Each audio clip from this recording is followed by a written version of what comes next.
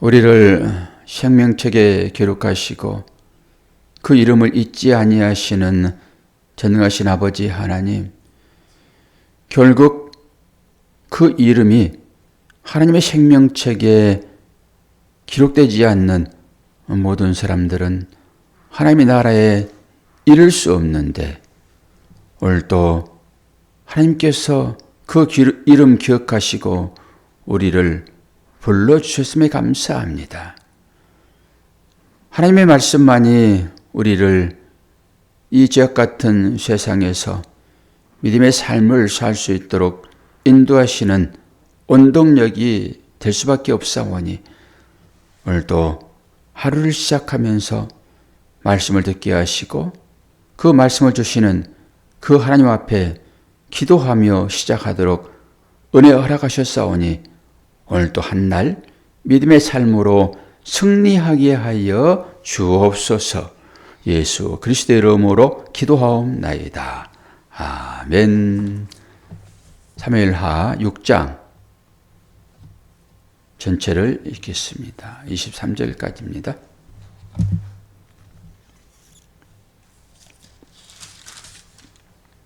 다윗이 언약궤를 다윗성으로 옮기는 장면입니다. 다윗이 이스라엘에서 뽑은 무리 3만 명을 다시 모으고 다윗이 일어나 자기와 함께 있는 모든 사람과 더불어 바알레 유다로 가서 거기서 하나님의 궤를 메우려 하니, 그 궤는 그룹들 사이에 좌정하신 만군의 여호와의 이름으로 불리는 것이라. 그들이 하나님의 궤를 새 수레에 싣고 산에 있는 아미나답의 집에서 나오는데, 아미나답의 아들 우사와 아효가 그 새 수레를 모니라. 그들이 산에 있는 아미나답의 집에서 하나님의 궤를 싣고 나올 때에 아효는 궤 앞에 가고, 다윗과 이스라엘 온 족속은 잣나무로 만든 여러 가지 악기와 수금과 비파와 소고와 앙금과 제금으로 여호와 앞에서 연주하더라. 그들이 나곤의 타작마당에 이르러서는 소들이 띄므로 우사가 손을 들어 하나님의 궤를 붙들었더니, 여호와 하나님이 우사가 잘못함으로 말미암아 진노하사 그를 그곳에서 치시니, 그가 거기 하나님의 궤 곁에서 죽으니라.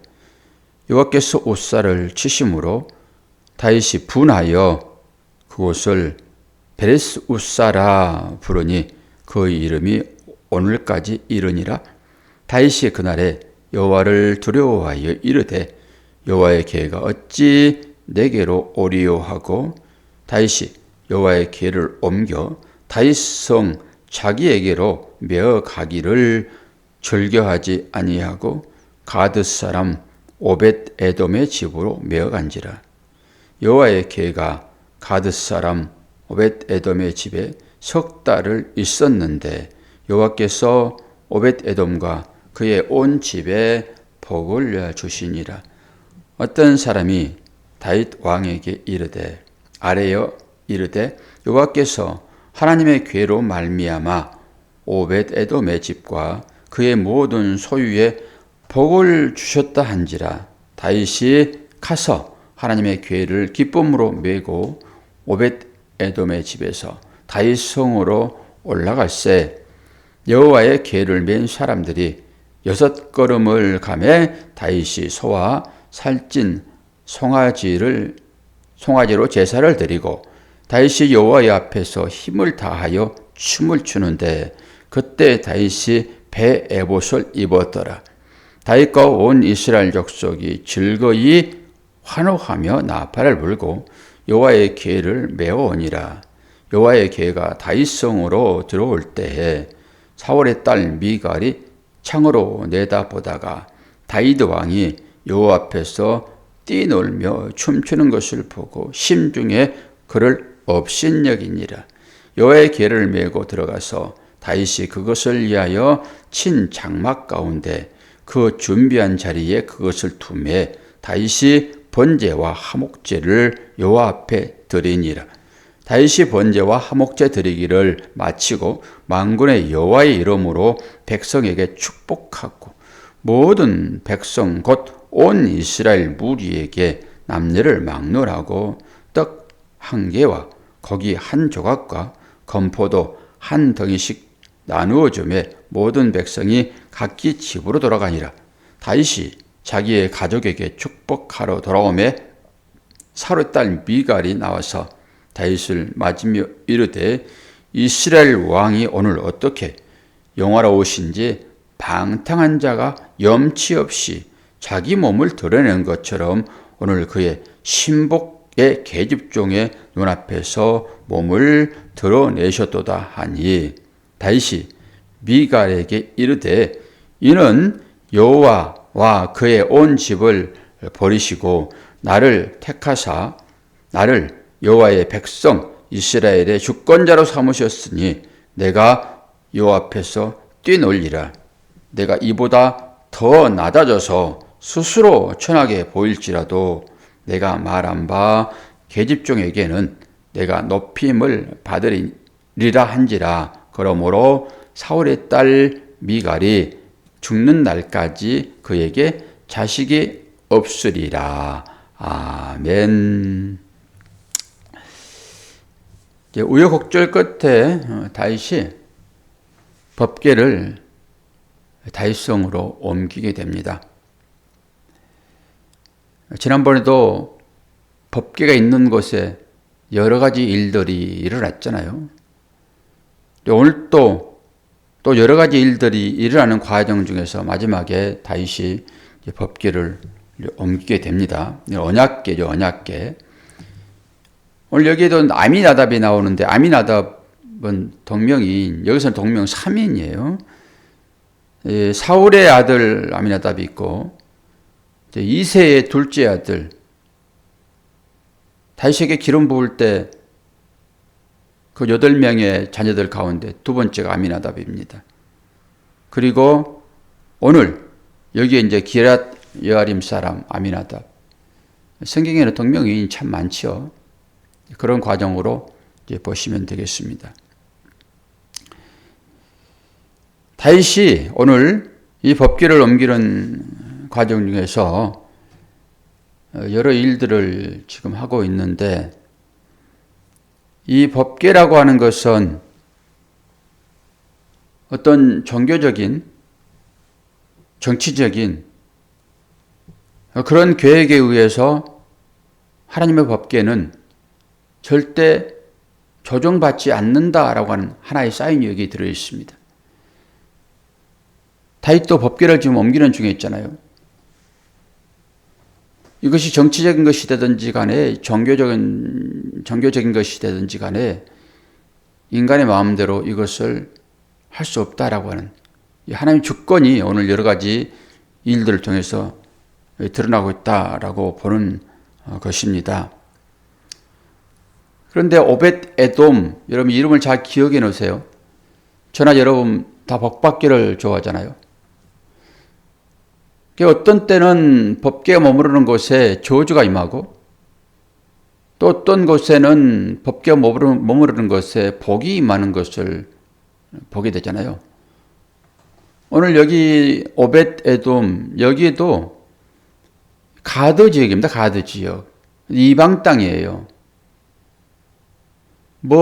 하나님은 하나님의 자녀들에게만 복을 내리는 것이 아니라 이방 땅에도, 이방 사람들에게도 복을 내린다니까요.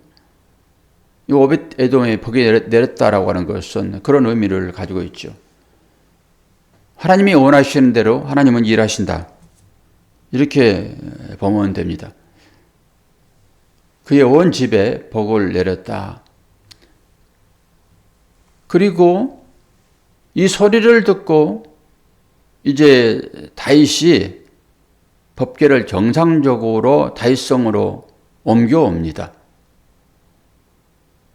하나님의 언약궤는 어떤 인간의 의지에 의해서 하나님의 법궤가 이동하고 말고 하는 것이 아니다라고 하는 것이죠. 다른 얘기도 마찬가지죠.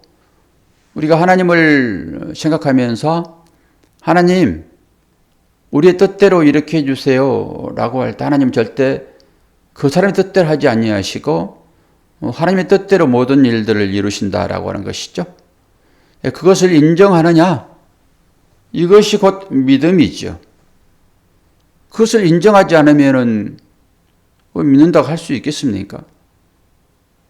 복만 내리는 것만 인정해버리면은 어떻게 우리가 하나님을 인정할 수 있어요? 그리고 매사에 여러 일들이 나타나는데 그 일들이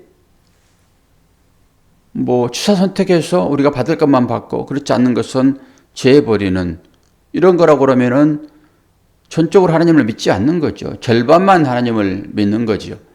나에게 복이 되는 것만을 선택한다 하게 되면은 어떻게 그것을 믿음이라고 얘기를 할 수 있겠습니까? 오늘 이 다윗이 이제 에봇을 입었다 그러잖아요. 에봇을 입었다. 그리고 제사를 드렸다. 그러면 이제는 다윗은 예수님의 삼중직을 함께 겸하고 있다라고 보면 되겠죠. 지금 다윗은 공식적으로 왕으로 기름 부음 받았잖아요. 그리고 이제 제사장 역할을 감당하는 것이니까. 그런데 다윗은 복을 받고 앞으로 온 이스라엘을 다스리는 그런 참 왕으로 등장하잖아요. 다 기름 부음 받은 게 마찬가지죠. 사울도 기름을 부음 받았습니다.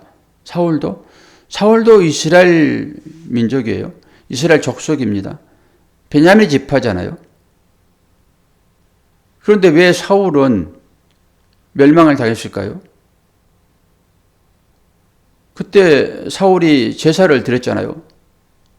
다윗처럼. 사울이 기도할 때는 하나님 응답 안 하시고 다윗이 기도할 때는 계속 응답을 하십니다.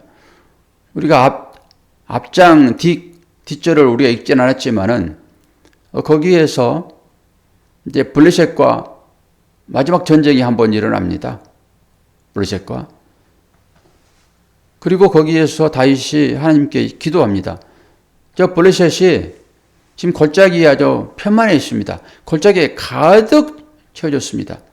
다윗이 왕이 되었다는 소리를 듣고 블레셋 사람들이 쳐들어온 거예요. 아니, 다윗 저 사람, 이스라엘 백성 중에서는 다윗은 사울은 천천히요, 다윗은 만만이다 라고 한 사람이었는데 우리나라에 와가지고 나에게 신하로서 그렇게 살았던 사람인데 어떻게 저가 이스라엘의 왕이 됐어? 그리고 없이 여기고 지금 블레셋 사람들이 다윗을 공격하려고 다윗을 만나보려고 이렇게 찾는 거거든요. 그때 하나님께 기도합니다. 하나님, 올라갈까요? 그럼 올라가면 우리가 이길까요? 그렇게 기도했더니 하나님께서 올라가라. 내가 저들을 내 손에 넘기겠다. 라고 언약하고 거기에서 바로 이깁니다. 전투의 과정은 나오지 않아요. 바로 기도하고 올라갔더니 전쟁이 이겼더라. 그리고 끝나버려서 그 건네뛴 것입니다. 그리고 이제 블레셋이 쫓겨나 버립니다. 블레셋이 그 지중해 해안에 있었거든요. 되게 강대한 나라잖아요. 몰려가가지고 그들이 북쪽으로 쫓겨나 버립니다. 그리고 잠시 그렇게 괴롭히지 않아요. 블레셋은 아멜렉과 계속 이스라엘을 괴롭히는 바벨론 포로 시대까지도 남아있다고요. 이 사람들이. 그러나 잠시 이제 다윗이 전쟁을 해서 블레셋이 쫓겨나고 온전한 왕이 되는 그런 과정 중에 지금 있는 거거든요. 그리고 그걸 뛰어넘어서 오늘 이제 법궤로 옮기는 그런 장면 중에서 우리가 한 두세 가지를 목격하는데 다윗이 제사를 드리잖아요. 제사를. 그 제사를 드리면서 너무 기뻐가지고 춤추는 그런 장면인 거예요. 그런데 다윗에게는 큰 해가 되지 않아요. 제사장이 옷을 입고. 그때 사울은 에봇을 가져오라 해가지고 막 그렇게 일이 있었고, 그것 때문에 사울이 이제 결국 왕위에서 쫓겨나고 사울의 전 가정이 패망하는 그런 과정이 있었는데, 저는 이걸 보면서 왜 다윗은 똑같이 사울처럼 기름 부음을 받았는데, 사울도 기름 부음을 받았고 제사를 드렸고, 그리고 다윗도 기름 부음을 받았고 제사를 드렸는데, 왜 다윗은 승승장구하고 사울은 패망했는가? 라고 하는 생각을 깊이 해보았습니다. 여러분도 생각을 한번 해보십시오. 똑같은 조건이에요. 똑같은 조건인데 왜 사울은 제사 지냈다고 제사장 역할을 했다 해가지고 사울은 폐위해버리고 다윗은 에봇을 입고 지금 제사를 드린단 말이에요. 근데 다윗은 왜 승승장구한 삶을 사는가? 곰곰이 생각해 보니까 선지자의 문제입니다. 하나님은 그 당시에 사사를 통해서 이스라엘 백성들을 다스렸잖아요. 사사를 통해서. 근데 그 당시에 마지막 사사가 누구입니까? 사무엘이 사무엘. 사무엘이 살아있을 동안에는 어떻게 해요? 사무엘이 시키는 대로 해야 되는 거예요. 사무엘이. 아니 물론 사울이 그 이후에 사무엘을 불러 올리는 그러한 무단 구단은 그런 과정이 있었지만은 그 제사 지낼 때는 사울에게 사무엘이 뭐라 그랬어요? 기다리라 그랬어요. 내가 갈 때까지 기다리라. 이게 조급한 마음이 들어오면요, 이 기다림이 없어지는 것입니다. 그리고 지 맘대로 해버리는 거예요. 그게 인내거든요. 하나님의 사인이 떨어질 때까지 기다려야 되는 거거든요. 우리의 기도의 이 과정이 기다리는 것을 배우는 것입니다. 그런데 너무 조급하고 이 환경적으로 지금 제사를 드리지 않으면 큰일 날 것 같으니까 그건 못 기다리고 사울이 제사를 드렸단 말이에요. 그러니까 그 당시에는 질서가 있는 거예요. 그러니까 사무엘이 올 때까지 기다려야 될 것이고 사무엘이 제사를 관장하는 게 맞는데, 지금 다윗의 제사 드리는 이때는 사무엘이 살아있어요? 죽어 있어요? 죽었어요, 사울이. 그러니까 지금 사사도 없어요. 그리고 다윗을 앞장서는 선지자도 없어요. 그러니까 자기가 생각하는 대로 지금 해도 무방하단 말이에요. 그래서 모르고 하는 죄는 용서받는다, 이렇게 얘기를 하고, 사람이 사고를 쳤어도 이가 무슨 정신이 조금 미약하다든지 아니면 술을 먹었다든지 이러면은 감형해 줍니다. 몰라서 했다, 제정신이 아니다, 이런 생각을 하기 때문에 그런 것이죠. 다윗도 사울처럼 벌을 받아 마땅한데 왜 다윗은 벌을 받지 않았지? 라고 했을 때 그 중간에 사사가 끼어 있는 거예요. 그러니까 사사가 있을 때는 사사의 말을 듣는 것입니다. 우리가 이거 하나를 보더라도 사사는 지금 누구의 역할로 나와 있는 것입니까? 하나님을 대행하는 역할로 나와 있는 거예요, 사사는. 그래서 사사의 말을 듣고 그 말대로 하면 문제가 없는데, 그 사사는 딱 빼버리고 자기 마음대로 어떤 행동을 취했을 때 문제가 발생하더라라고 하는 것입니다. 그러면 다윗 시대에도 선지자가 있었잖아요. 선지자가. 예언자, 나비라고 얘기를 하죠, 나비. 선지자가 있었어요.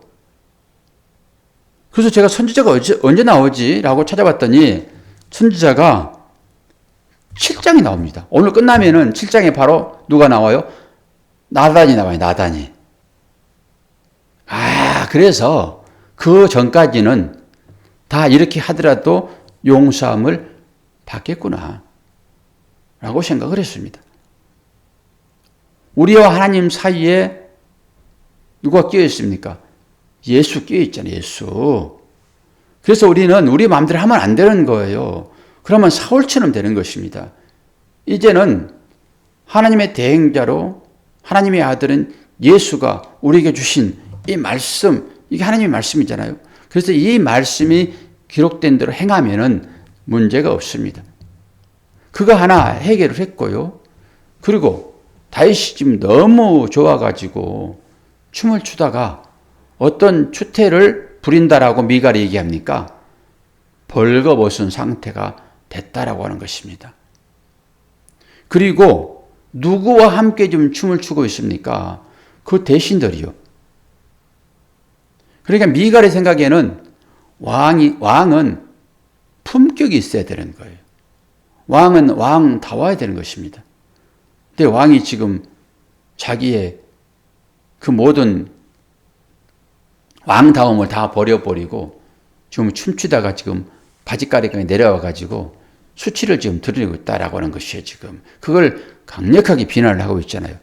그럼 어떻게 해서 다윗이 이런 상황까지 갔는가라고 할 때, 그 당시에 신비주의자들 그 예배 드릴 때 빙빙빙 도는 것을 제가 영상으로 한번 우리 성도님들에게는 보여드렸을 것입니다. 이게 황홀경에 들어가는 거거든요. 여러분도 황홀경에 한번 들어가 보십시오. 참 기분이 좋습니다. 이게 성령의 술에 취한 것 같은 그런 느낌이에요. 황홀경에 들어가게 되면은. 그러니까 이게 마약과 비슷해요. 술 먹은 것처럼 기분이 좋아지는 것입니다. 마약을 먹으면은 이 황홀경이 찾아온단 말이에요. 그렇기 때문에 사람들이 그걸 끊지를 못해요. 그게 최고의 기쁨이라고 얘기를 해요. 그런 상태가 되지 않았겠는가. 이게 무슨 다윗이 뭐 술을 먹고 마약을 취해가지고 이런 것이 아니라 너무 기쁜 나머지 이방 사람들이 그 황홀경에 들어가가지고 그 신의 세계로 들어가 버린 것처럼 이걸 하빌이라고 얘기를 해요. 그렇게 하면 신의 세계로 들어간다. 신비한 것들을 경험하게 된다라고 얘기를 해요. 그들은 아마 다윗도 어쩌면은 그런 이방 사람들이 그런 황홀경에 들어간 것처럼 다윗도 그러지 않았겠는가. 그러면서 빙글빙글 춤을 추는 그런 과정 중에서 옷이 벗겨지지 않았겠는가라고 하는 그런 추론을 해보는 거예요. 오죽하면 옷이 벗겨졌겠습니까? 여기에서는 뛰놀더라, 뛰면서 춤을 추었더라 라고 하는 것이 그런 환경이라고 생각이 되어져요. 근데 그걸 보고 미갈이 그 성벽 위에서, 거기 궁궐이잖아요. 거기에서 내려다보면서 그걸 보고 다윗을 비난하잖아요. 그러면서 그 대신들의 계집종 앞에서 그 무슨 짓입니까? 이러는 거잖아요, 지금. 채통을 좀 지키세요, 왕이라고 그러면은. 그러니까 다윗이 하는 얘기가 내가 너에게는 내가 비난을 받고 그렇게 느껴질지라도 나는 그 계집종은 나를 섬길 것이다 라고 얘기를 합니다. 나는 상관없어. 그리고 나서 마지막 절에 이런 얘기를 합니다. 그러므로 22절부터 볼까요? 내가 이보다 더 낮아져 스스로 천하게 보일지라도 네가 말한 바 계집종에게는 내가 높임을 받으리라 한지라. 그러므로 사울의 딸 미갈이 죽는 날까지 그에게 자식이 없으리라. 이게 무슨 말 같습니까? 이 뒤에 얘기가 저는 통상하게 주어지더라고요. 지금 사울에게 아들들이 4명 있었고 딸이 2명 있었잖아요.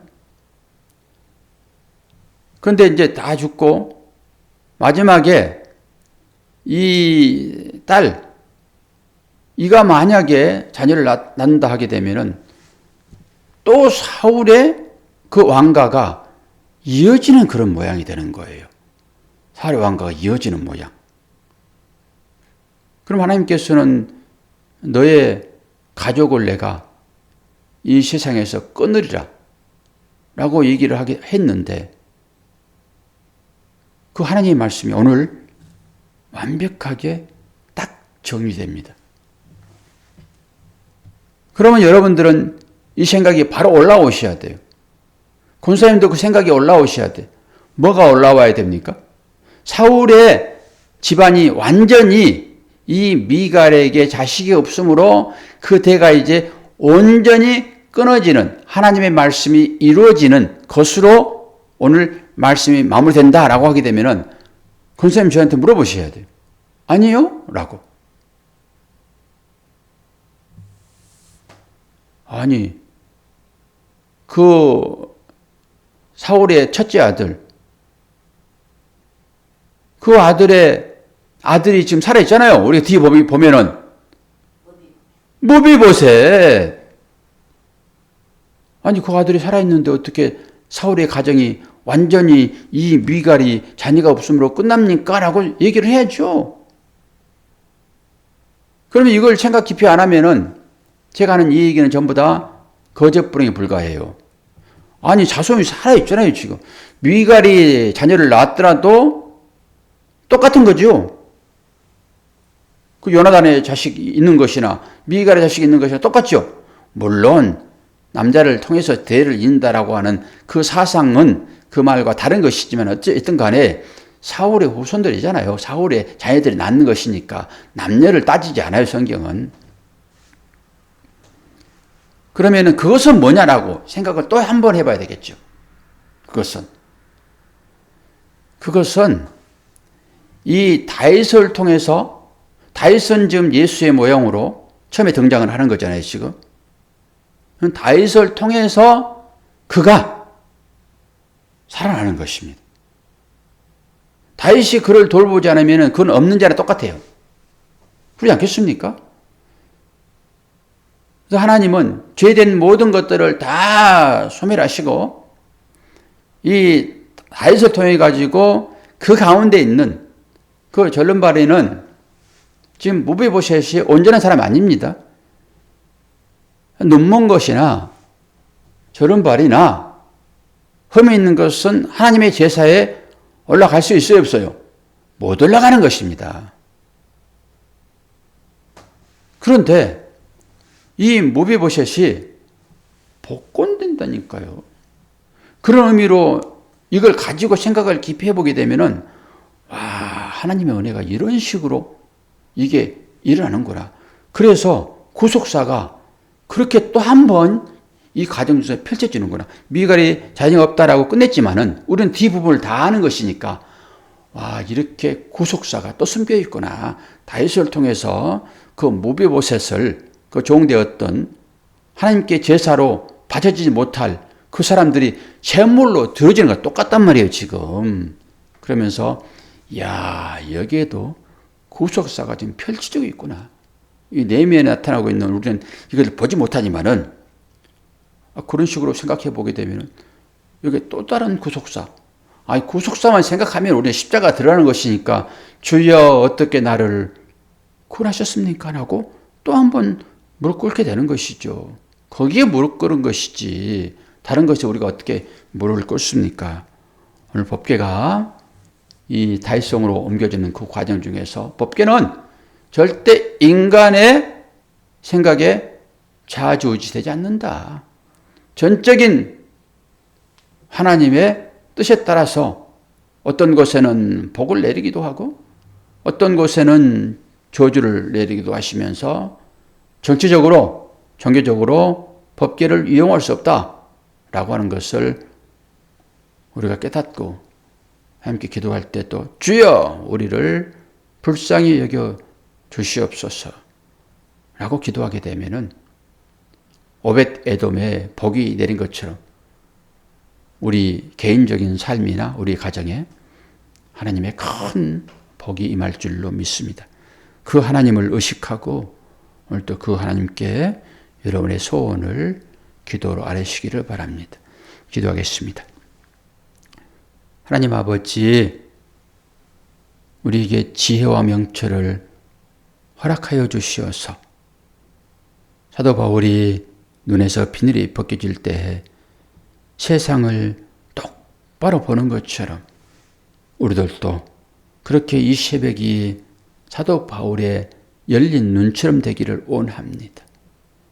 주님이 이 땅에 오셔서 눈뜨게 하시고 귀 먹은 사람 듣게 하시고 안전벨기를 뛰게 한 것은 전부 이런 의미가 있는 것인데 우리는 그 내면을 바라보지 못하고 겉으로 드러난 것만 가지고 하나님의 복이다라고 선언하고 그것만을 쫓고 있지 않는지 그 내면에 아버지의 마음이 읽혀지게 도와주시고 그 아버지의 마음이 우리의 삶을 조종하는 능력이 되기를 소망합니다.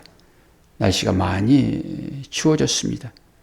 움츠릴 수밖에 없는 삶이 되겠지만은 우리 속에서는 활활 끓어오르는 믿음의 활화산이 될 수 있도록 도와주시고 그것으로 모든 미운 감정들을 다 녹여내고 사랑으로 덮어내는 우리 모두가 될 수 있도록 인도하여 주실 때에 건강이 약하신 분들에게는 건강하게 하시고 물질이 부족하여 애타하는 분들에게는 필요한 물질도 허락하여 주심으로 하나님의 자녀의 품격을 유지할 수 있도록 은혜 허락하여 주옵소서.